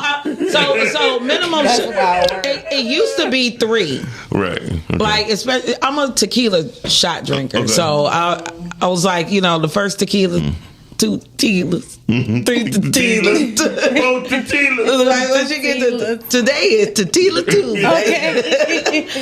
Once you get to 3 tequila, of the right tequila, okay, then you can be easy. Right. Yeah. I always. It's time people, to buy a bottle at that point. I have a damn show, especially if you go to somewhere that's high as hell. That's why I ain't gonna lie. I used to go. I remember Melissa called me. She said, "Miles, don't you take your ass to another gay bar." People keep calling me, asking me, "Are you gay?" I'm not gay because I'm at a gay bar. He took me to the gay bar. The drinks are superior. Soho. Right? Yeah. Soho is the shit. They 95% liquor, and they $4. And they never question our sexuality. Yeah. They never do. They don't worry about that. They don't worry about how you look, what you dress like, are you funky, whatever. If you can dance, they don't. They just want to have a good time. What you want? Yeah. And the friend Rita Mosley had turned me onto the spot. She says, "I'm going to karaoke." She ain't tell me what it was. No. Yep. She told me she was going to karaoke, but that's the second time I went there. I was too embarrassed to tell somebody I went there the first time. Right? Yeah, they got it. I just was in Ferndale, I was at Como's, right? Mm-hmm. And I seen Little Mouse. I'm like, let me get the fuck out of here. I just want to go drink. So but you're gonna have coffee, gas station coffee. You see what I'm saying? So pick your poison. But I walked in and this is families and communities, y'all. So we're talking about police brutality. But I walked in and I was like, damn, this is nice, cool, quiet spot, right? And the lady I recognized, didn't recognize where I knew her from, but she said, "What you having, sweetie?" I was like, I don't know what you got. I said, "How about vodka cranberry juice?" I said, "How much?" She said, $4. I'm like, cool. I'm thinking she about to give me a little. Yeah, no, like I said, 12-ounce bottle. She put the juice, a splash of juice right on top. And I was like, I said, "This is $4." She said, "Every Tuesday, Wednesday, Thursday." Yeah, that's why I do drinks. I said, "I'm coming." I said, "I'm coming tomorrow." You know what I mean? Mm-hmm. I had 3 of them, and I was like, then I started looking around. I was like, "Where is I said, this is a gay bar." She said, "Gay as hell." I said, "Oh." Okay, well, she said, "You don't have to leave. You have to rush." They know. They definitely know you're not. Yeah, you're not the one. I was saying, then some of these people you're not even seeing no more. You just going to do you and to get a vibe, and you know you and your sexual preference. Yeah, so. I'm very comfortable with who I am. Yeah. Are we switching the subject now? No, we're about to go. Hold on. So we're about to go into police My little brother just texted me. He said his first shot of tequila was because of me. Because after the tequila. So, but the police in Ferndale is different when it comes to black men. Why? Because they. Oh my God, them up, boy. Are they nice? Or, they will swoop. Look, no, it's the police they warn. They not calling one car. They calling 3. They 4. Yeah, 3, including the one that pulled you over. And it's like, if you over 5'5", you getting the phone call. Oh. You getting that phone. You be sitting there like, I was like, bro, is this really necessary? No, we just gonna make sure you're okay. Would you want to escort me to 8 Mile? Motherfucker told me you gonna make sure. Yes, when they hit the top of the hood and tell you to hang tight. Oh, that's you hanging tight. Yeah.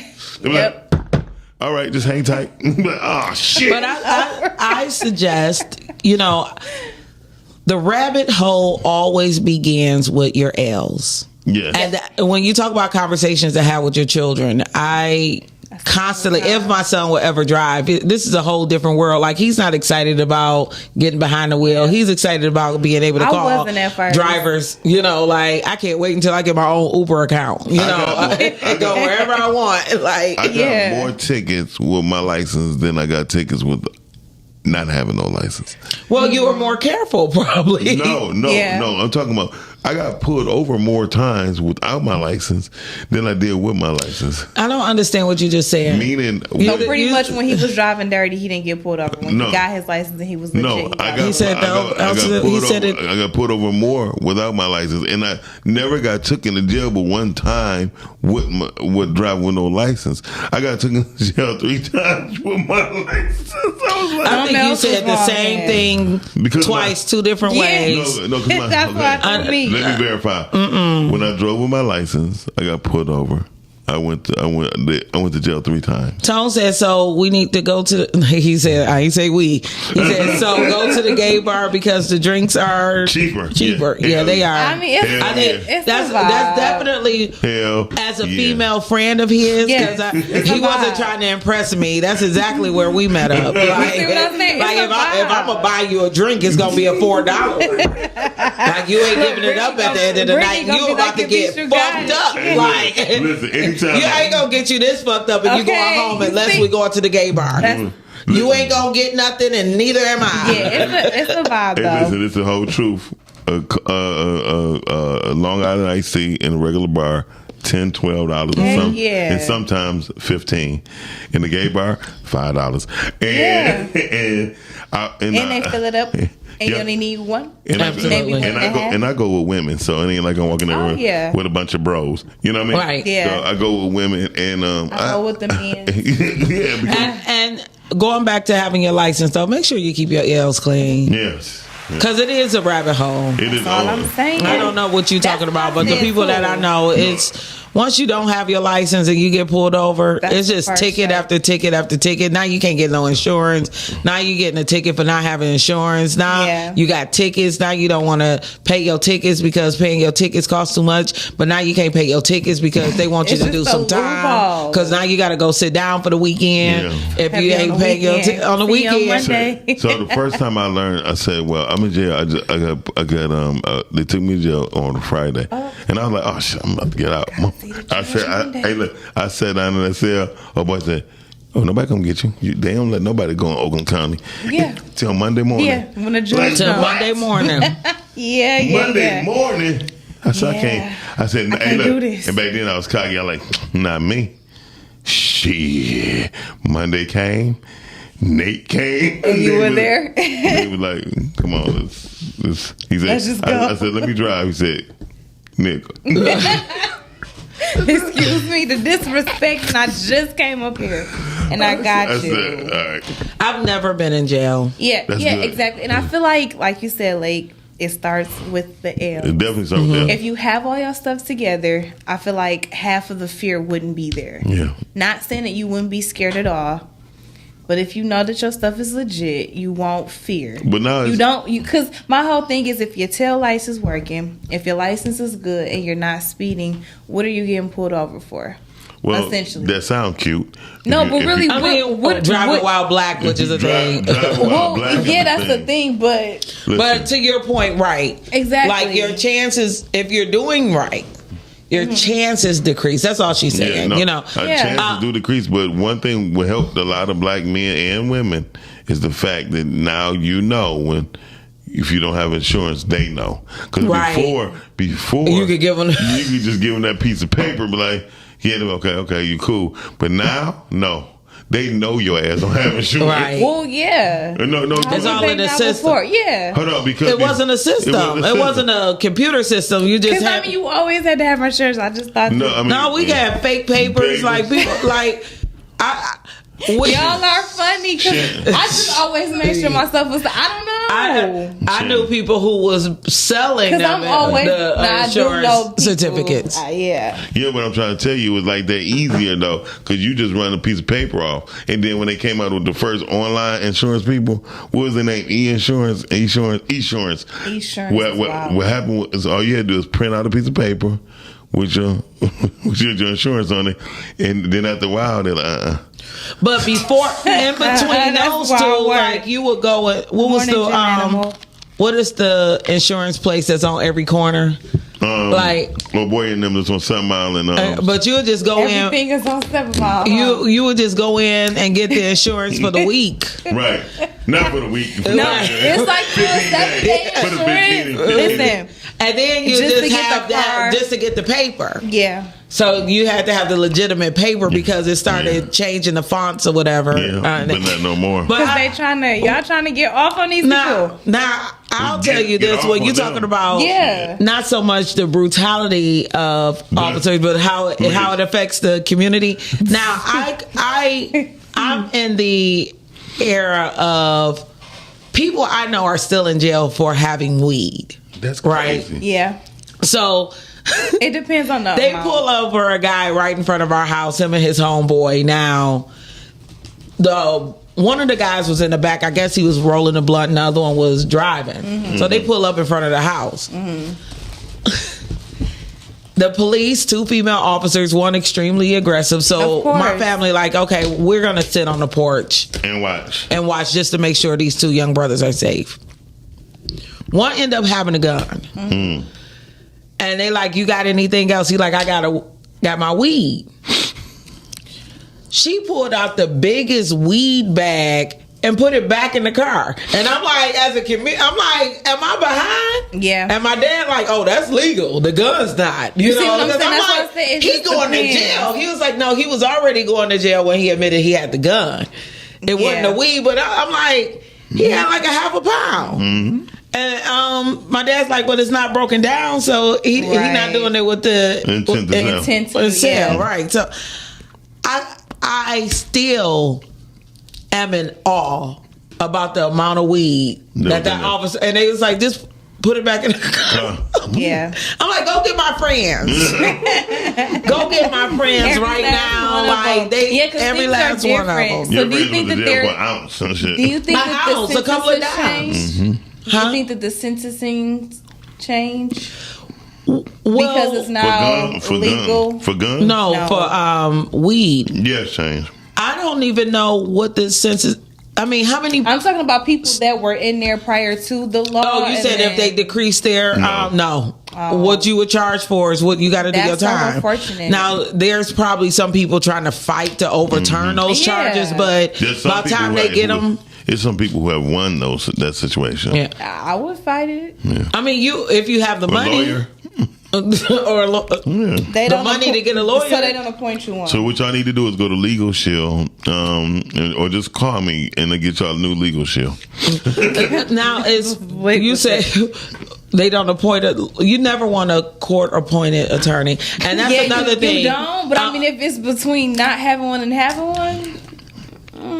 Represent yourself. They both work for the prosecutor. Yeah, exactly. So it's like that's a whole different.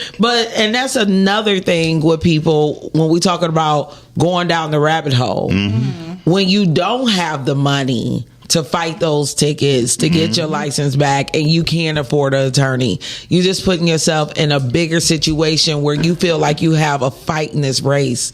And somebody just put the words politics up, and it's like so political on so many different levels that a lot of people like myself don't even understand, but I do understand how to stay out the way. Especially when you don't understand the law. That's why it's crazy to me for old boy to be screaming, call my dad.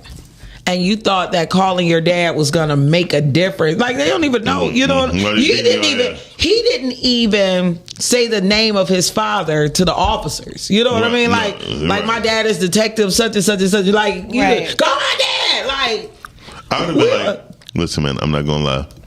Me and these chicks, we hanging out. My father's a police officer. I mean, if you can step to the back of the van, you can handcuff me while I talk to you.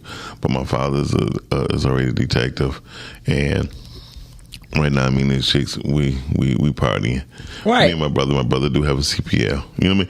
And he be like, okay, look, man, why don't you just take your punk ass wherever the fuck you going, right? And tell your dad to give me a call. You know what I mean? Because he gonna owe me one. And to your point, young drunk people. Mm-hmm. It's something different. Mm-hmm. Like, we don't know what they all look like. They look right. Her eyelashes coming off. That who me? No, her. But it was all confusing to me to scream out, "I hate black people." I'm like, I sure thought she was black. She was drunk. Like, you drunk as hell. Like, you could have just said cops. Right. Yeah, stay simple. At that point. So we have Jim Animal. Yeah, Jim and Amino from the Muscle Gang. Everyone should know their rights and the laws. Who was his name? John Q. Yeah. John Q. Okay, the laws that have life insurance. He also said, yo, Dr. Ruckus, when are you detained versus arrested? Oh, that was an argument yesterday. Oh, okay. He didn't call his lawyer a cousin. His cousin basically said, in the law's eyes, it's detaining. And as you as a person, you're being arrested. Okay. And so I said, that's what I'm saying. We could think all the fuck we want to. We didn't make up these laws and rules. Right. Mm-hmm. And we are not fighting for them to be changed. Mm-hmm. I don't know not one person right now that's in my life who's been to Lansing, to our capital, to try or fight to try to change laws. So that is so funny that you said that. And this is just a sideburn. Hope you're in and paying attention. So I posted something about Neo, which could be another situation at another time. You know, somebody in the comments came in and said, I'm so tired of black people talking about things that doesn't concern them. We need to talk more about politics and what's going on, this, that, and the other, and blah, blah, blah, blah, blah. And I said, well, it's crazy to me how black people always telling other black people what they should be talking about while they're not fighting to change laws. Right. You know what I mean? Like, if you want to talk to me about politics, for one, I will always say your job is going to be to school me because I am not versed in that subject matter. Mm-hmm. So you're not just going to talk me to death about what's not being done, because I can admit I'm not a part of it. Right. But if you're talking about what's not being done, please add what you are doing. Right. Yeah. What are you actively doing to make a difference? Because at least I know I use my platform to shine lights on topics that people need to hear and talk about. Right. And we always got a seat for you. If you're going to Lansing and you're a part of the change, please come sit with us, because some things have to give. Some things have to give. You just gave me a whole new thing to look at. Thank you very much, Lake. And remind me, I'm about to text myself to remind, because I'll forget because I'm older. But I will say this. I used to always say that because I was with the whole Nation of Islam movement for a long, long time. Mm-hmm. Because I remember when they was beefing in the streets, they was doing things that the police couldn't do. You know what I mean? They was protecting two sides of the people that was beefing, families. You know what I mean? What you do? I know what you mean. Why you looking like that? Like, anyway, I'm sorry. You look like you're getting your lines from your phone and you lost your place. So no. You lost your place. I hate you. No. So no, seriously, and it was protecting. It was a beef between some 7 Mile people and Schoolcraft, and someone went to other teams and shot at the people, parents coming out the house, and they went over there to protect them, and they went on to the other side to protect them too. Mm-hmm. And I thought that was the dopest shit I ever seen in my life. Seeing 100 black men walking down the street protecting the crib, right, with no guns. Well, one of the things when we talk about 100 black men, and it's still here, you know, men, they called me. That means they're out of men. Damn. I mean, you had a brown belt in Taekwondo. I mean, well, they say women are there to support or whatever, you know, but I think it's craziness. Just like that young man going through whatever he's going through at the gas station. Mm-hmm. There was supposed to be organizations set in place that was dedicated to making sure that those black men were heard as well when the police are rolling up to them, that they will have father figures and things in our neighborhoods, because most children don't have fathers. But the thing about our community, it has to be ongoing, like during COVID when we had this multiple lives lost, that people want to do something. But now that it's quiet, we're not protecting that quietness. We're not protecting our children. We're not protecting the women. Everybody's like, okay, now we can go home now. It's cool. They ain't shot nobody in a while, so we don't have to be out here running the street. But then it would be nice if you did, because that's why you created your organizations, and you said that was your point in doing that. Right. So keep it up. Shout out to the men like Dr. Calvin T. Mann and Jason Wilson, who's out here fighting every day for the young boys to become men, fathers, and husbands. One thing I like to say, shout out to Calvin, about a majority of his boys that he mentored are husbands and fathers, and I gotta say that's something the Boys Club of America just don't do. Mm-hmm. And it's something that needs to be done and needs to be focused on. Yes, it's nothing better than to hear my son and my godson say that they want to be a husband and father when they grow up. And they say they want to be a husband first. They always say, I want to be a husband and father. And these boys were raised by single moms. But that's why they say it, though. Well, no, they say it because it's instilled in them. They also are able to see what their fathers aren't. That's what I'm saying. You know, I mean, but they have relationships. You know, my son's father is in prison. You know, my son ain't fighting the police. He like, unfortunately, he wants to be a police officer. Well, I told him we was gonna move to Idlewild. He could do it there. He could do it in Baldwin. The population of 12, right? Like we moving to a podunk town that got boiled peanuts. Somewhere where they only need one officer. Idlewild is the opposite direction of Ohio. Well, I could boil peanuts up there. It's boiled peanuts are really easy to make. Did you know Toledo, Ohio was part of Michigan?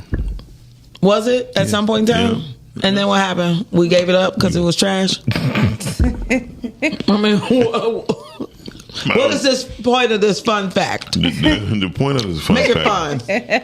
That make it count. We ain't that far from losing our shit neither. That's what I'm saying. Ain't none of us. And that's another subject for another day, because I will tell you guys, I've been talking to a few people about the blight situation in our communities, and you guys, include myself, buying property and not finishing the job. So when they come take your multi-mansion and you still got Actually, they gave it back to him. They no longer because the community came together to help him clean that shit up. Right, because the police brutality over there would have affected them family. Right. Well, he thought they was being brutal by giving him the tickets that he deserved to get. Yeah. Like, they brutal. Like, no, we've been telling you for 5 years to clean this shit up, and you didn't clean it up. Right. Like, but that's a whole different subject. But he was going through grief. You see them 5 new cars in his driveway? Well, Google it. It's an aerial version. It's Well, he was going through. His son died. okay. Listen, the year I had King in 2011, my grandmother died 6 months later. During that time, I had a side job working under the table for a guy who ended up turning in my social security number, telling unemployment that I was working for him as well. Wow. When I wrote a judge, I told her I lost my job. I just had a baby and my grandmother died. All in a matter of 2 months. That judge said, that's not my problem. You broke the law. Right. We will find you 5 times what you took. Damn. $3,000. I got fined for $18,000, and it was my responsibility to pay those tickets. There was not an appeal on earth because at the end of the day, I broke the law. Right. And it didn't matter what was going on with me. No. And I didn't have 5 years. Not saying that losing a child isn't and being sick isn't an issue, but I think people need to stop forgetting that the law is the law. And a lot of us don't know the specifics of laws and how many. I gave this example to a friend of mine.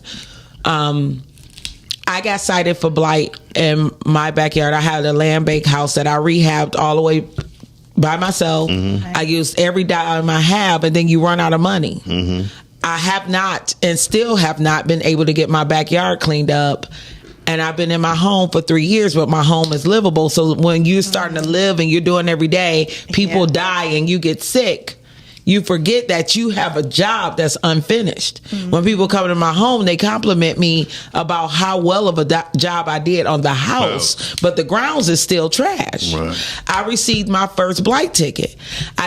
I got it reduced because I claimed ignorance, but this is my first offense. Gotcha. When they come back the next time, and I haven't cleaned up, that ticket is going to go up. When they come back the 3rd time, that ticket is going to go up. By the 5th time, they can take my shit because that is the law. Yeah. You know, so nothing against, and I wish people will rally for me and come over to my house before all this go bad, before I lose anybody.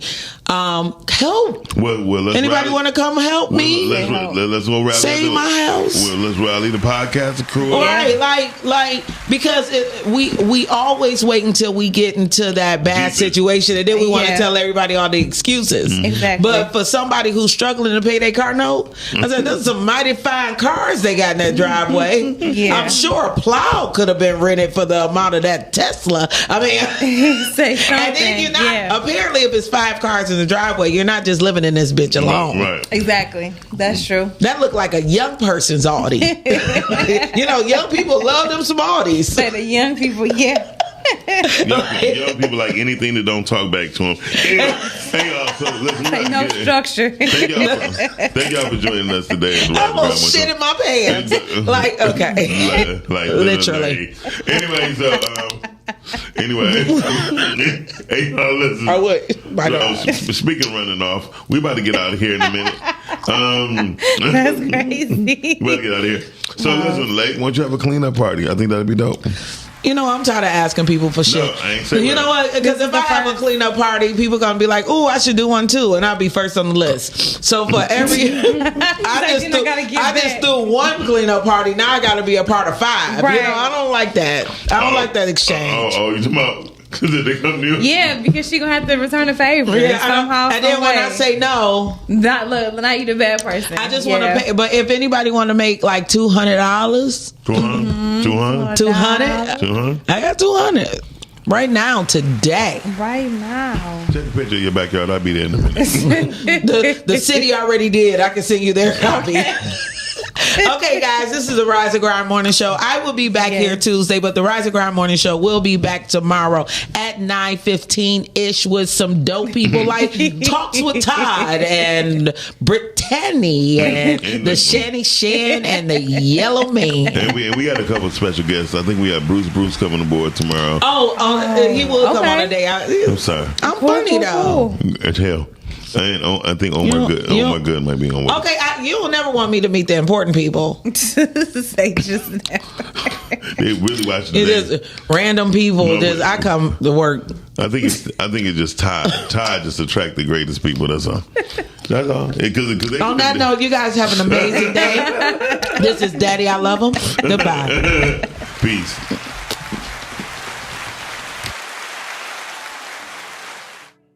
I pray that my love for you is bigger than what my parents have. So you must be my daughter's new friend? Candy, let me ask you a question. Oh, so this him? This the man that comforts you more than me? Mama, all men ain't like daddy. That's not fair.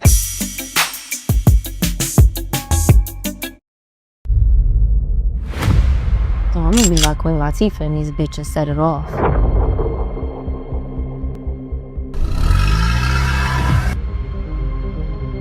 I ain't risking my life for no $2,000. You got $1 million in the hood. Somebody gonna fuck around and rob that motherfucker. You see a bitch and smack a bitch.